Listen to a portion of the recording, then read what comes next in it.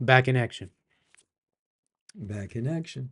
Another good day to talk about The Laws of Human Nature by Robert Greene, Law 16, Wow. which is to see the hostility behind the facade. See the hostility behind the friendly facade. The Law of Aggression, Correct. Chapter 16. From one aggressive person to another. Uh, I'm interested in hearing your take on this because I've known you my whole life. Uh-huh. And I consider you somebody who is aggressive, pursuing what you want in life, whether it's in a business setting, family, and everything. I think that's something you've always taken care of your parents. You've aggressively um, lived your life. Wow. Well, thank you for that. And I think Robert that's a Greene, compliment. yeah, I think so. Robert Greene is saying that we all have this as children, and then later on, for some reason, we dull that aggression. As a kid, you want that toy. You make bold statements. So why have you lived, if you agree with me, and if you don't, tell me why you don't, but if you think you're an aggressive person, why do you think you've lived life like that? It's interesting that you would say that because I don't particularly look at myself as an aggressive person. Okay. Okay.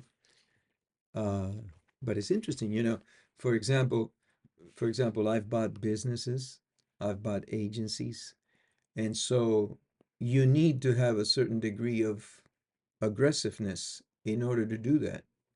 And we were just talking a little while ago, where um, one of the agencies that I bought, I made an offer to the gentleman, and the gentleman said, "That's a very nice offer, but I'm still gonna put it out to the public." And then I said, "Okay, then, no problem. I don't have no problem you doing that. However, my offer is no longer valid. If you're gonna go ahead and put it on the market, what's the point? I'm not gonna get caught in a bidding war." And right there and then he said, "Okay, no, no, I understand. You are making a fair offer. I'll sell it to you." So as I look back, that was definitely an aggressive move on my part, maybe even a bluff. Okay. Um, I didn't see it as an aggressive move at that moment.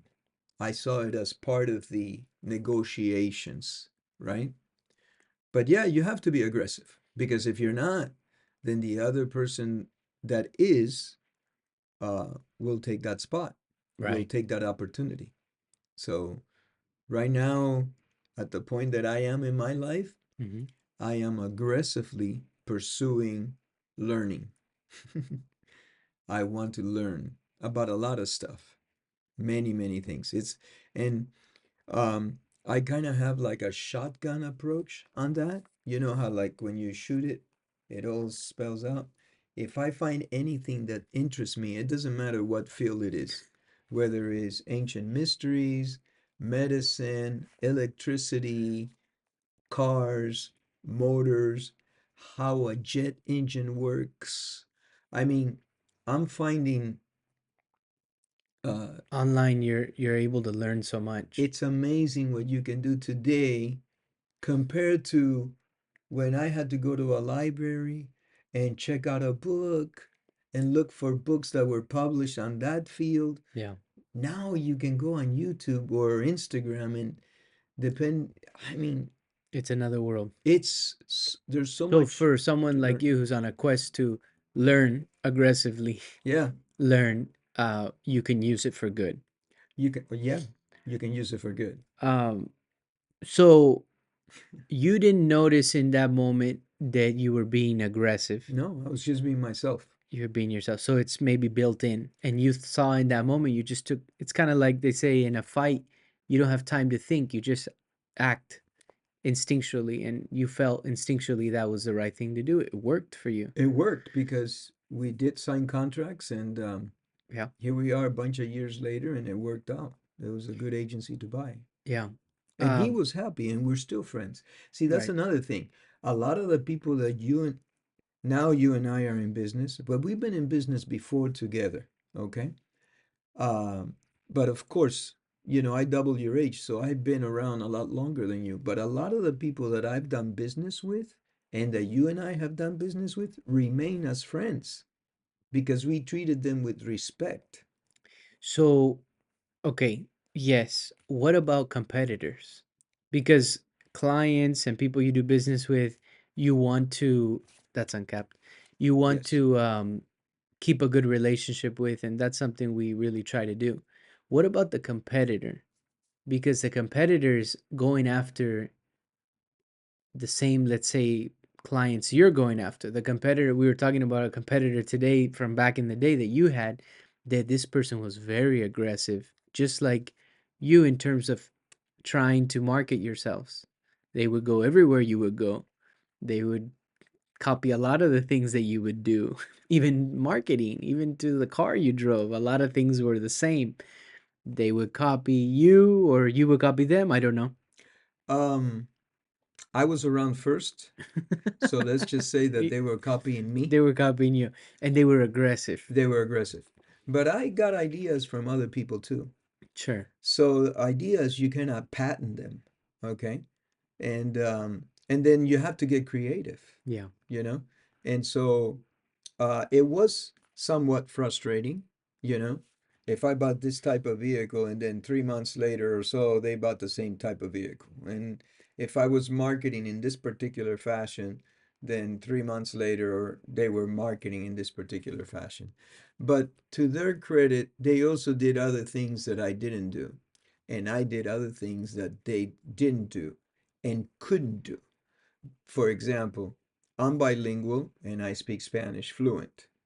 So I was able to market to the Hispanic community in a very effective way because you know, being Hispanic, I know the idiosyncrasies, let's say from somebody that's been born in El Salvador or somebody from Argentina, Cubans, of course, like me, Mexicans. You, it's cultural. You It's understand it. cultural. It's not just a language. Right, so you understand it, and if you are strategic, you're able to figure out the hot buttons. Mm-hmm. And one of the things that I always did, for good or for bad, I try to instill humor into the thing. A little joke here and there. Yeah. You have to be very careful, Yeah. but nothing that is can be offensive, okay? And so it was always For fun to break the ice to to break the ice. And for whatever reason, I was very quick on my feet. I was able to bounce, if yeah. something was said, I was able to come up with a smart something and it would fall okay. Because sometimes people would say something in a setting, in a business setting where there was like 10 or 20 people. And I remember many times going, ooh, that's not going to be good. But somebody else had said something that they thought was funny, but it offended somebody else. Yeah. You see what I mean? They'll never get business from that guy or So that lady. yeah. So I'm thinking like, okay, why are some people more aggressive, what seems naturally than others? I think to a certain extent is built in. In my case, we went through a lot when I was a kid leaving Cuba. Mm. It was a communist country, it was a communist regime. They did a lot to my parents to make their life miserable, and I was there to see all that. And then they threw us out of the country. They treated us like dirt. And then we got to Spain, and the Spaniards, even though it's a part our roots, didn't like us either. Because for those that don't know, Spain had colonized Cuba, so Correct. the Cubans there, a lot of them were Spanish descent. Correct. But when the Cubans went back to Spain in the time of the revolution, they were Yes. fleeing Cuba. They weren't all welcomed. No, At least your experience was no. this was in the 60s. So, and this is, we got to get into, but see what But happened. that's part of why you became I think maybe an so. aggressive I person. think I became very aggressive Yeah. because You're they didn't nine, like ten us. years I old. would I would get in fist fights when I was a little kid. You know, as an adult, I've never been in a fist fight. Even in high school, I don't think I ever got into maybe a little scrimmage here and there, but nothing. But as a kid in Spain and in Cuba, I got into a lot of fist fights with kids, you know, protecting your turf or whatever it was. But in Spain, what happened, and see, you don't realize this at the time. I'm a 65-year-old looking back, right? Right. So we were, there was a lot of us.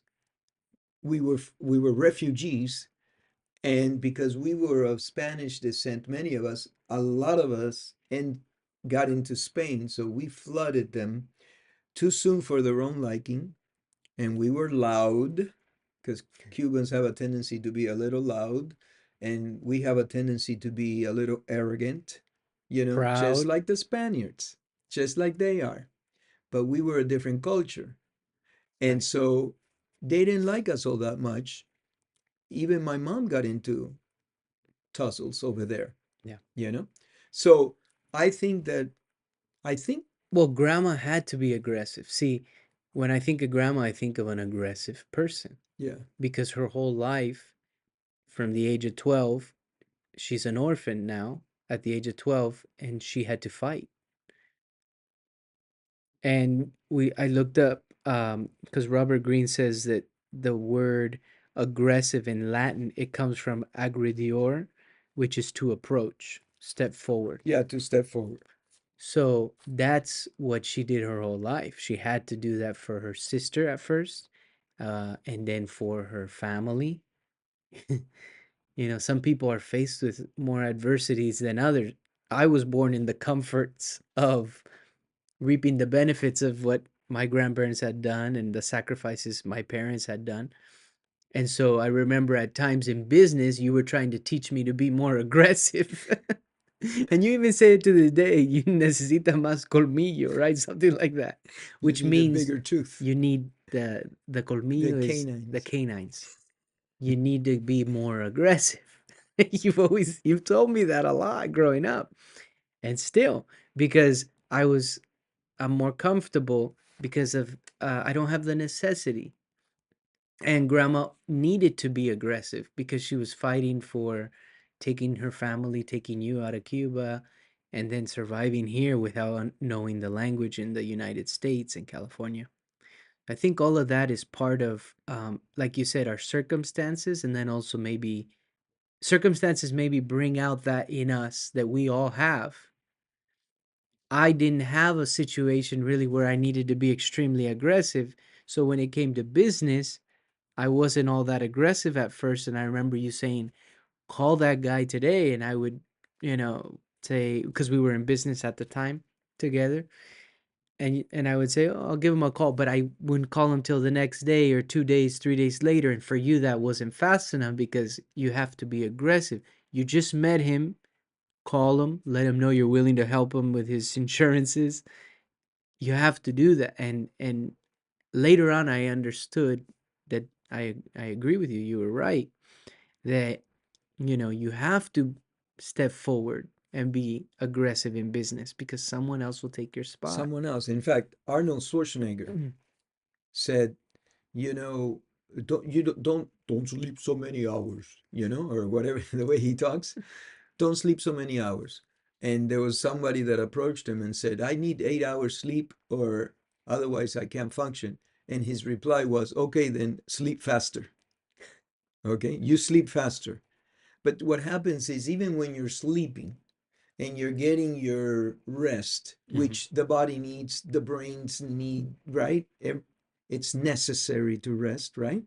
Even while you're doing that as a form of necessity, somebody else is working 12 and 14 hours. Yeah. I just talked to a gentleman that he is 67. Yesterday, I talked to a gentleman. He's 67 years old and he's working 12 hours a day. He's putting in 70 hours a week and he's 67. At that point, it is, I believe, built into you, so into your DNA to work like that because you've worked your whole life, Hard all your life. that it's not a money thing. I agree too. And Robert Greene talks about Rockefeller, that he felt that it was like a calling of God because he was very religious, Right. He was that a he was Protestant. that he was willing to even do unscrupulous things. That's why they called them robber barons. Robber barons, I looked it up. It's a term used to describe any successful business person whose practices are considered unethical or unscrupulous. He was willing to do that in many occasions to advance his cause because he felt it was like a calling of God. And that's something that Greene was saying. These individuals trick themselves to believe that they're doing the right thing. You remind me a little bit of your brother because, He's there a was a robber baron. no, I'm kidding. because there was a point in when you said that we trick ourselves, Yeah. right? There was a point in my life when I said, "Hey, I love what I do." And he was beginning to get into the insurance business and Oh he yeah, didn't like it. I And remember. he would always question me, do you really like what you do? Or are you telling yourself you like it, or you're making yourself like it, or whatever?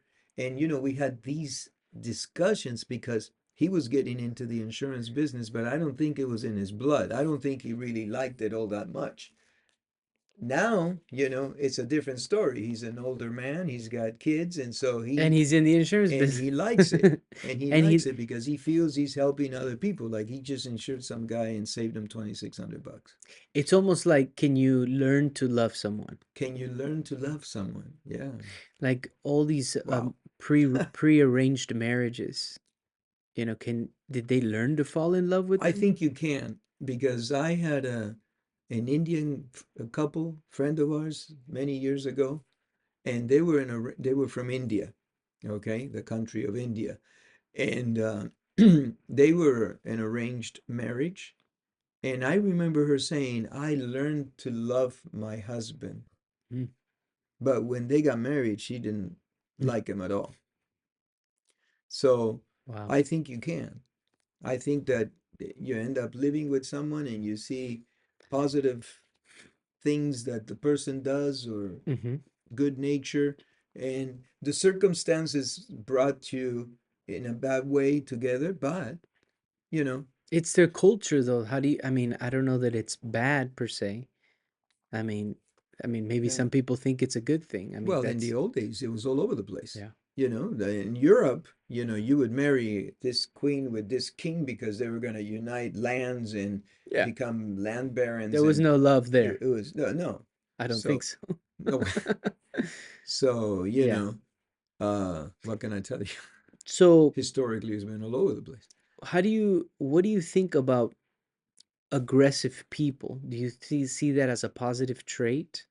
Um, in business, because that's what most of our encounters are in business, or just you can say in general. Do you think it's a positive thing? Okay, so that's a loaded question. So, do I think aggressiveness in business is a positive trait? And the answer is yes. I'm gonna say yes. Mm-hmm. Now, I don't know if you remember, we went to that brewery Mm-hmm. because they were getting together I the know what you're gonna business, say. Yeah. right? I'm Yeah. not gonna say anything else so that nobody. No, I know what you're gonna say. Oh, you know what I'm. Yeah, That and this lady. young lady, yeah, We're having a conversation. there's three of us. We're having a conversation, and this young lady comes into the group and says, "Hi guys, I'm sorry to interrupt, but blah blah blah," and she completely took over. And I felt like Very aggressive. extremely aggressive, and she turned me off completely. Yeah. Completely. If I felt like I had been thrown a bucket of cold ice water on me, and I let her put in a few more words, maybe a couple sentences, and then I said, "Excuse me, please," and I walked away Yeah, because it was bad. It was really it was bad. bad. Now that And she needs to work on her aggression, oh, because it's great that she was willing to get in front of a group of three men.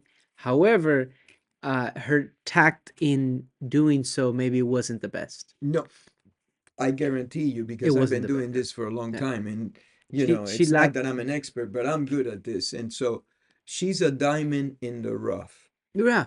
She's got a lot of good qualities, because she's got the guts to get out there. She's out there.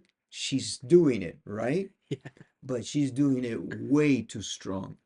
She needs to chill a bit and Yeah. figure out how to come into, Yeah. you know, Smooth. smooth. You Not can't like, just hi barge. guys, I'm sorry to interrupt, but blah, blah, blah, blah, blah, blah, blah, blah," and It's she the took over the equivalent. conversation. It's the equivalent to breaking the door down to get inside the house. Yeah, there you You go. know, you gotta finesse the door and maybe work your way in, and then that's networking. That's how I approach people. Like I learned from you how to approach people because we've been marketing a lot. I still can work on it, but I don't have any problem approaching people for the No, I most think part. you're pretty good. For the most part, I can do it now.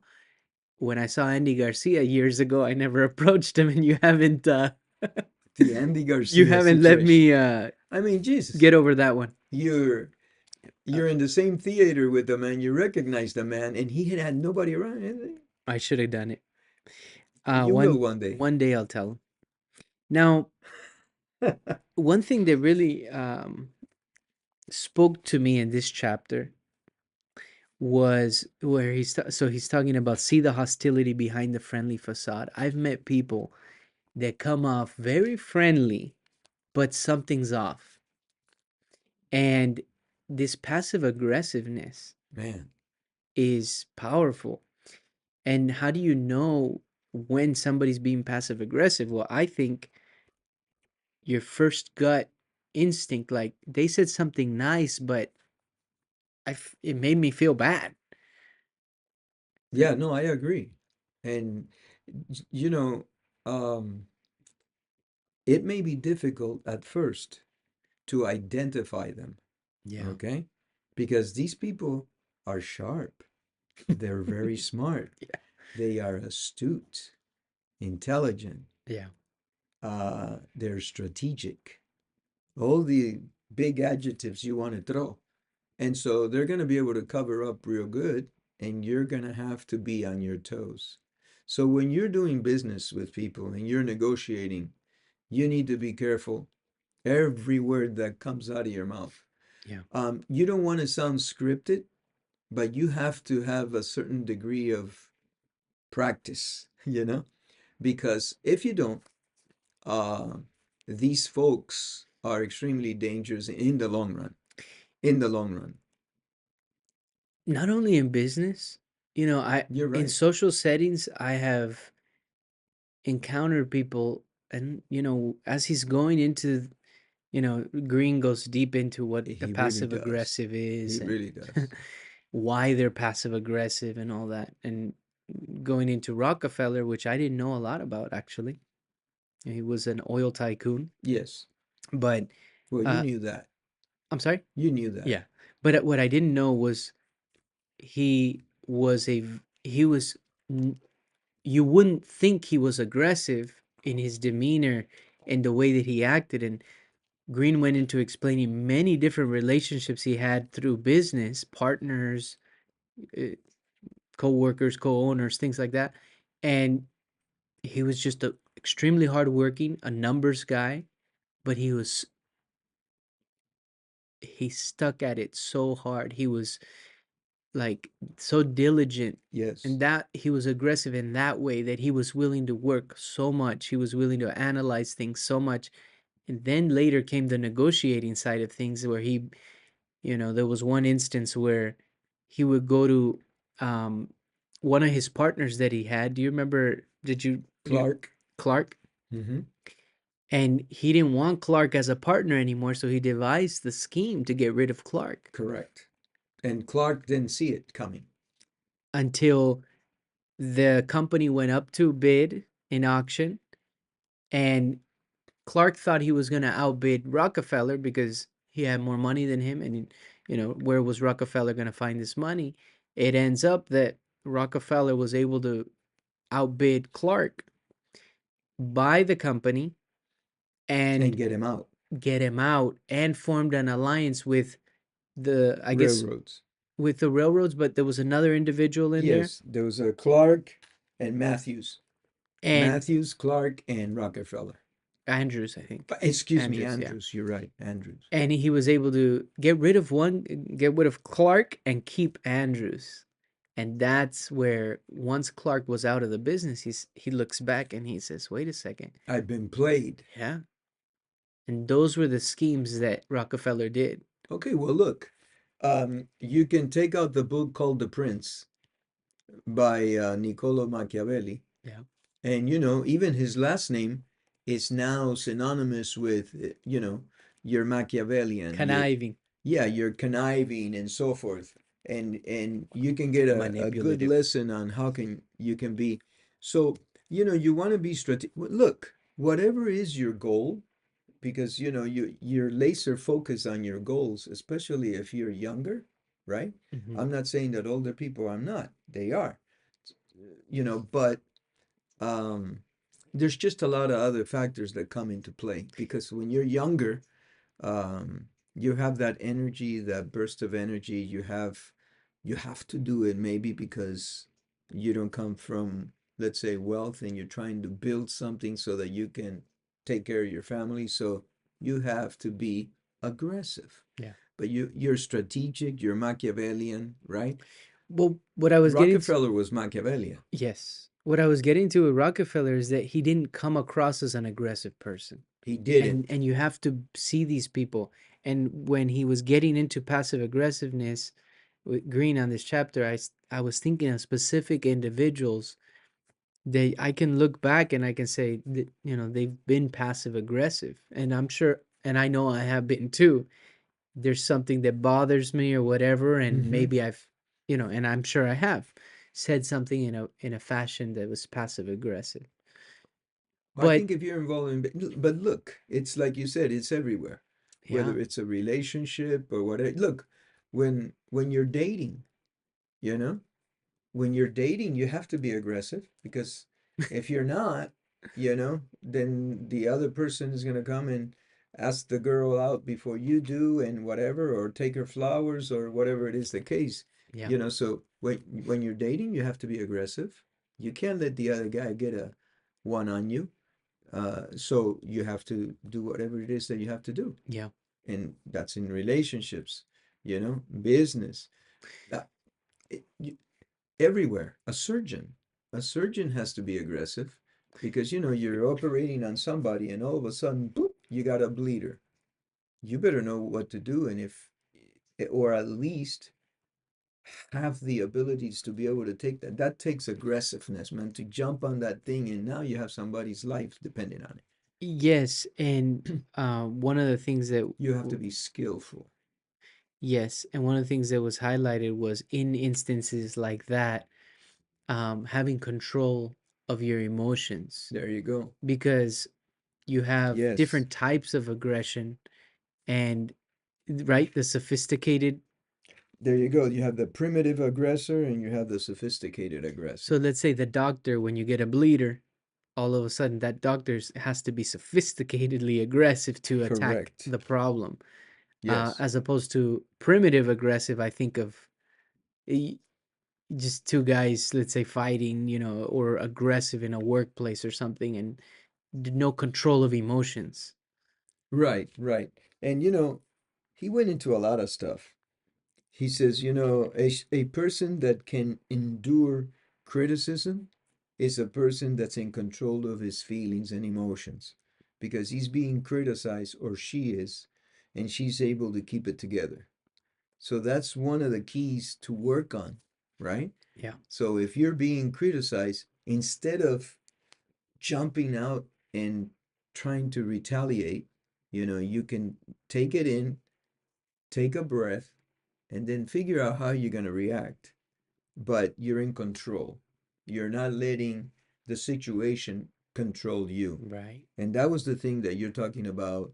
Um, uh, what's his name? Rockefeller. Yeah, He was in control. in control, emotionless, not, you know, and so he That's did. one thing, yeah, that when instances would come up, like they wanted him out of the business, Clark, I think in some instances Yeah, wanted him out, he was emotionless. No problem, we'll sell the company. yeah, Like that. yeah.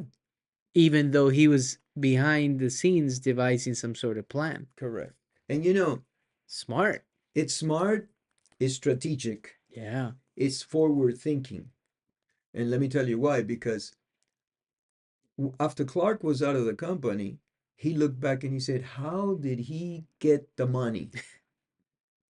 The only way, or one of the ways, was that he had to been talking to banks way before that meeting day to ascertain some lines of credits and some loans potentially to be able to come up with the money that he was going to bid for the company. Hmm. Okay? So he already knew what he wanted and maybe even possibly how much he was going to, because it was an exorbitant amount of money back then, which was $72,500. So that was like, I don't know, maybe 10, having $1 million or 2 million or whatever. So he paid so much for the company that It's got Clark to be said, more "You can than. have it." It's got to be more than that It's got because to be more. we're talking Oh yeah, that's right. It's got to be way like back. the equivalent of 10 million or something like that. Yeah. So whatever it is, I don't know. But Clark saw that figure and heard that figure and he says, "Just take it. Yeah. How can I not let it go for that price?" You know, he was forward thinking. And then when kerosene became the thing in every American household, psh, he became so wealthy. Actually, as they look back, the span was about 20 years of his growth and building in business. And in 20 years, he became the wealthiest man in the world. Wow. Crazy The wealthiest man. in the Greene said world. he was the wealthiest man to have ever lived. I don't know. That's If you take the money that he had and what's it called? The future effective value of money, yeah. and you push it forward, he's probably richer than, wealthier than Elon Musk or something. Yeah. Wow. It's tremendous. It's tremendous. Yeah. But this was really an interesting chapter because Greene also talks about the spectrum of aggressiveness. And he says, you know, we're all aggressive to a certain extent, but some of us are really super aggressive. And then and some of this stuff, I'll buy it because I have a tremendous respect from Greene. But he's talking about the baby that wants more breast milk and The is greedy baby. the greedy baby that wants more and more breast milk. Peterson talked about it too. Yeah, The yeah. greedy And he baby. says that are those the chronic aggressive, super aggressive people that they grow up to be? So it's in the DNA, yeah. right? Yeah. I think it's also can be circumstantial because I know that I get a lot of my strength from the things that I went through in my childhood. Hmm. They weren't traumatic in the sense that, some people go through tremendous trauma as a child, and it's unfortunate, right?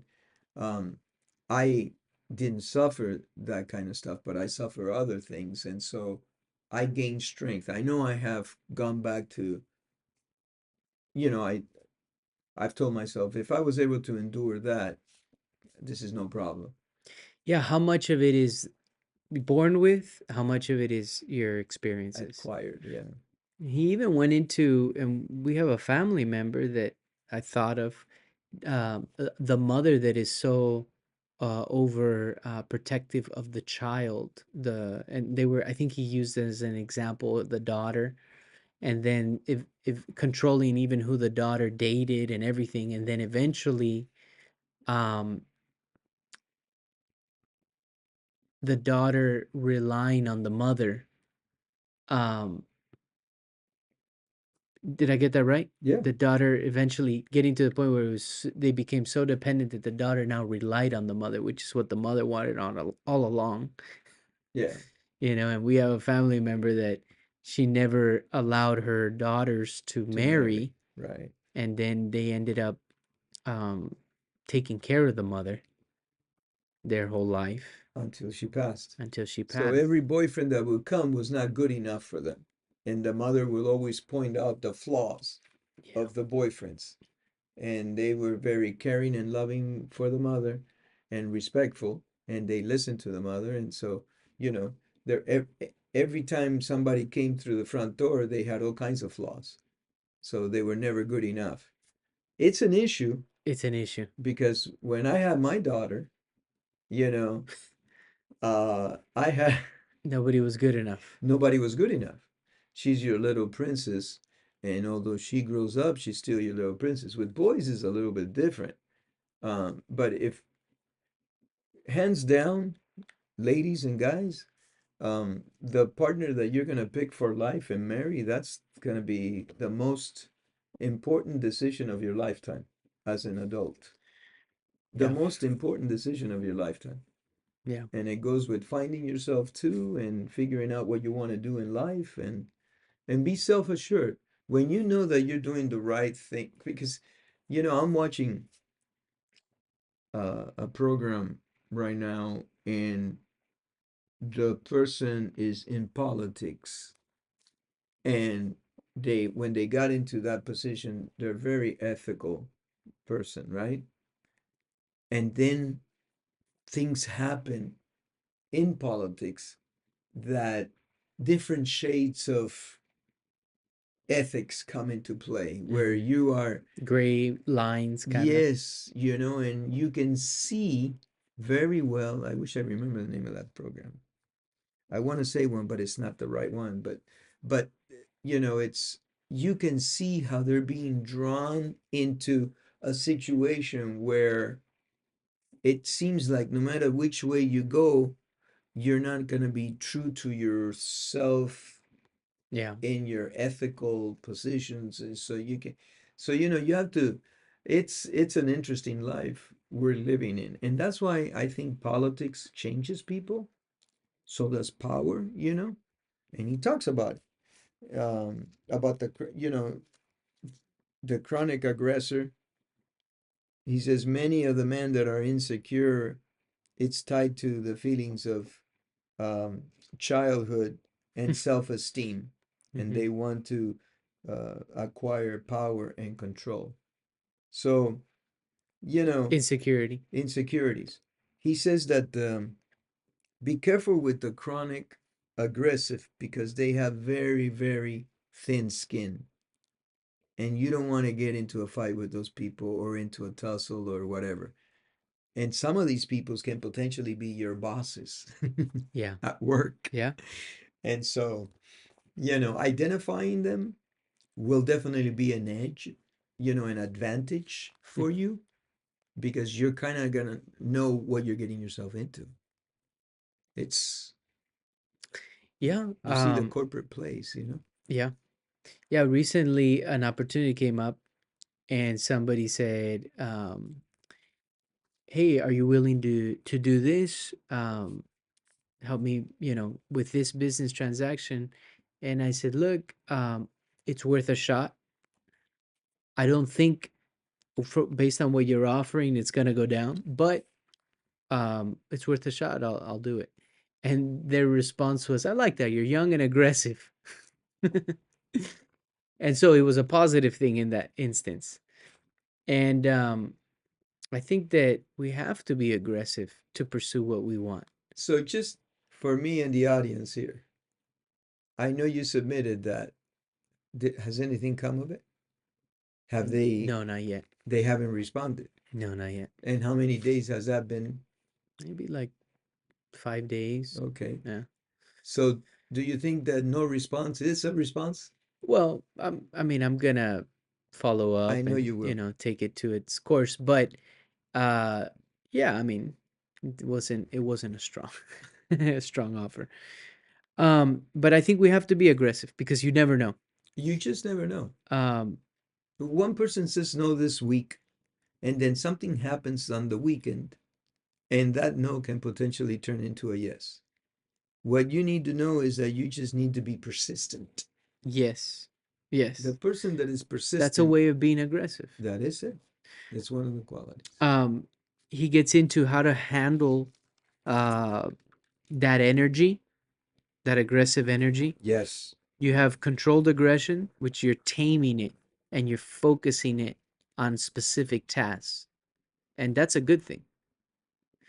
You have passive aggressive. what, you can't take a joke?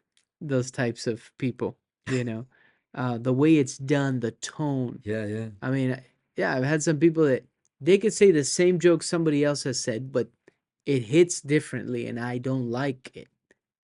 Even though the other person can say the exact same thing, but it's done in a different fashion, it feels that it's not coming from the best place. It's done to poke you, put you down. That's passive aggressive. Self loathing is another one, which is not good because you're taking it in negative words towards yourself. So those are, ways that you can handle it. And the best way is to take it into controlled aggression. Control aggression. Yeah. Yeah. Um, Yeah, well, Jordan Peterson, to a certain extent, says it too. He said you should be able to be. Does he use the word monster? You should be able to be um, super aggressive or a monster or be quite capable of hurting somebody. oh, yeah. But and then in the interview, the other guy says, "Well, you're telling people to hurt people." He goes, "No, you should be able to, you know, be Inflict damage, inflict become damage." not a predator, but No, yeah, not basically it's like an aggressor. You can hurt somebody. that you could hurt somebody, but you should not do it. Right. Just because you can hurt somebody, it doesn't mean you should do it. You should be able to control it. Yeah. But you should be capable of hurting somebody. You should be capable. And that's a very interesting um, thought because if you're weak and somebody can hurt you, the opposite side of the coin, according to Jordan Peterson, is that there's no, there's, what's the word that he uses? There's, there's no advantage in being weak, you know? There's being weak um, just gives you puts you in a situation where other bad things can happen. You should be able to I had the word and it escaped me, but so be it. But anyway, Like submissive, weak, no, there's a no prey. there's no advantage. It will come to me as soon as we end with the podcast. But so it's and it explains But it. what you're getting to is there's no There's no benefit to advantage, you. huh? There's no benefit or advantage to No being benefit. weak. Uh, so be capable of doing damage. Be capable of doing damage, Yeah. but that doesn't mean that you should do it. Right. But that will keep the others at bay because they'll fear you. Yeah. And also that's real control, that you have the ability to do something and you don't. Correct. That's real control. Correct. No, this Self-control. chapter was something else. Yeah. I may go back and read it again.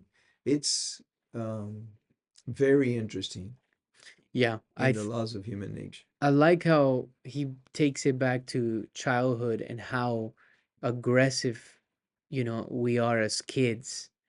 That's just, we're born that way. We want to explore, we're curious, we push people, we bite people, we do all these things. Yeah, That's just how you're born. And then he gets into, hey, it's not that capitalism or modern society has made us aggressive like this. We've always been this way, because if you look at the Aztecs and the Mayas and all these different ancient civilizations, it was constantly conquering and killing and yeah. battling. They've So said that anthropology and archaeology have proven, okay, beyond a shadow of a doubt, that our ancestors were cruel and warfare, and they were involved in warfare and murder, and they were brutal. So anthropology and archaeology have proven beyond a shadow of a doubt. this is You can't blame this it is on capitalism human or nature. yeah, you can't blame it on capitalism or this. Yeah. I mean, tombs have been excavated where you find people that have been brutally beaten and decapitated and this and that. So it's a very good point. The other thing that I want to say real quick is that you know how we say there's the Stoics always say we suffer more in our mind than in reality. And he said it in this chapter too, Greene. He says, we can think our way into sickness, depression, and illness. So, make sure that you try to have a healthy ambience, environment, balance, so to speak, you Yeah. know? And if you can if you not visualize, but if you can identify these aggressive types, it will help you Yeah. maneuver yourself through business or whatever other thing that you're dealing with, relationships, whatever. And and this is something I like about this book is that every time Robert Greene talks about these people, he says, "You're that also. You're the narcissist. You're the aggressive person. You are these individuals.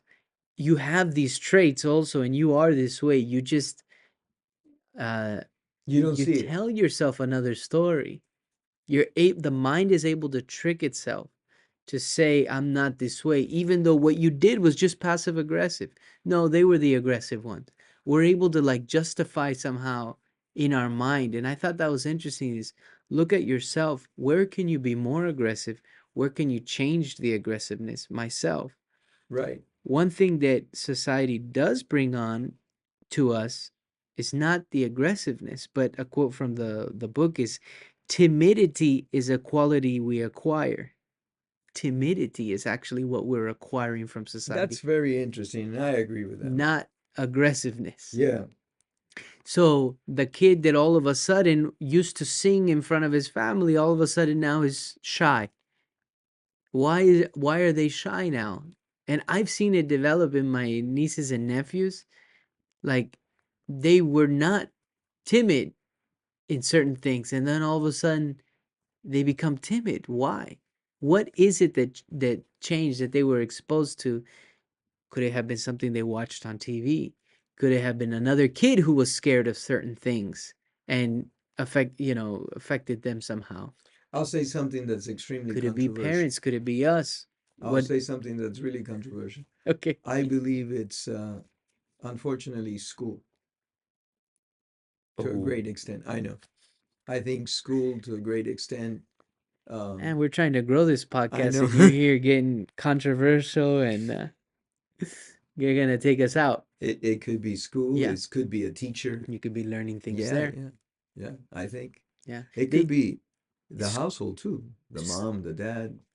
school doesn't teach us to have, like you say, el colmillo, Right. to No, have the teeth out. no, they have rules and guidelines that you have to follow, and then that restrains you. Right. And I know we need rules and guidelines. I'm not saying Sure. that we don't, but I I I don't see now that I'm older the it's difficult to explain. What do you think about school being something to domesticate us? Yeah, a lot of people have the feeling that school is just there to give us a job from 9 to 5. And tame maybe this aggressive nature that we have to pursue something we Yeah, want. I really like, Green is saying, look back at the things that you wanted like aggressively as a kid. Look back at the things that you still have like this passion for. And aggressive has a negative connotation, but ambition or just this desire to pursue and try and go back to those things and see if you can bring that out in yourself and pursue something like that because if you really have a passion for something you eventually he brought up Einstein eventually you're going to have success yeah, but yeah, if you stick with it long enough. that's true. I mean, absolutely, I agree. Yeah, look at him. What a waste, right? Einstein selling supposedly life insurance policies, At being a first, right? clerk. Yeah, right. Instead of discovering E equals MC square and all the questions that the universe brings about. Yeah, I mean, you know, there's also a difference we're getting side I'm get you know, talent versus uh yeah, this tennis players were talking about the difference between talent and being gifted. What's the other? So, Like training, yeah, just like because a he God says, look, there's gift. a lot of people that have talent, but you have to be resilient and persistent because if you don't have those two qualities, talent's not going to get you anywhere. I've seen it on the soccer field, very talented, lazy people. Oh, And so you see that they get to a certain point and they can't pass because they're extremely talented, but it's not backed up with any training, or they don't have the desire to want to continue to grow there. But the guy who's less talented but shows up early, every day is training, and is extremely passionate will outperform that talented person. They're both talented, but one is like God-given gift but lazy. yeah. That's the constant battle between Messi and Cristiano Ronaldo. Your Well, they brother loves Messi and I love Cristiano. Don't get me wrong, I see the eminence that Messi is. yeah. But let's say that Cristiano is not as gifted, but he's just as good, if not better, because he's worked at it. So he's a machine. I give him more credit than I do Messi because Messi has a God given gift. If he worked as hard as Cristiano, where could Messi be? And it's just my opinion. Don't hang me for it. But I like Cristiano a lot. And I know your brother and I always have these battles, because he's old Messi. And so are you, aren't you? Or No, I've always leaned a little more towards Cristiano Ronaldo. oh really? Oh, Yeah. okay. I mean, I grew up liking Messi and everything, but I do like the personality a little bit off the court too, and there's no personality to Messi. Oh, you're gonna get your. We're trying to grow the podcast, and No, you're but just like killing us. very low I think we key, just lost 100 subscribers. very low key, very few Yeah, words, yeah. very, and Cristiano Ronaldo is arrogant. I like the Zlatan Ibrahimoviches. I like the Ronaldos. I like the people that have a little bit more chispa, Okay, a let's little bit end more. it. Let's end it before we bury ourselves. Yeah, yeah. No, no, no. It was a podcast. This was a good run Yeah, while we yeah. had it. Well, the podcast we did on Messi got us 50 subscribers. We just lost them We all. lost all 50. Anger's natural, directed specifically to certain things. Um, maybe the source of the problem. Right. Use that anger to a good cause. Channel it. I I believe in being aggressive, and I look up to people that are aggressive in life and not uh what's the word, comfortable or just Passive. Yeah. passive. I like aggressiveness, even though it's challenging to be combating somebody who's aggressive, but I give them respect. Like that girl you said, is she's a diamond in the rough. Yeah, she's a diamond in the I rough. give I her give her credit. credit for showing up, but man, she sure turned me off. That was bad. That was bad. I said, excuse me. Goodbye. That's another thing that lately I have very little tolerance. Thin skin, maybe. Well, what, Yeah, she's not, you got a I certain amount was of hours. correct, and I'm there to do business. Yeah, She wasn't going to provide any business to me. She was no, there to take, and it was plainly visible. And so you have to have a little finesse, I and agree. she needs to work on it. She's going to be very, very good if she can put that together. Anything else you want to No, no, we're add? good. Let's close before we get in We trouble. have two more Two chapters, more chapters, and then we have to 17 figure and out what to do. 18, and for the laws of human nature. And It's if you been a folks fun. like the channel, please subscribe, share it Thank you with your for your friends. comments too, Thank you for the and comments. sharing it. Share it with people. Tell them to subscribe. Thank you guys. All right.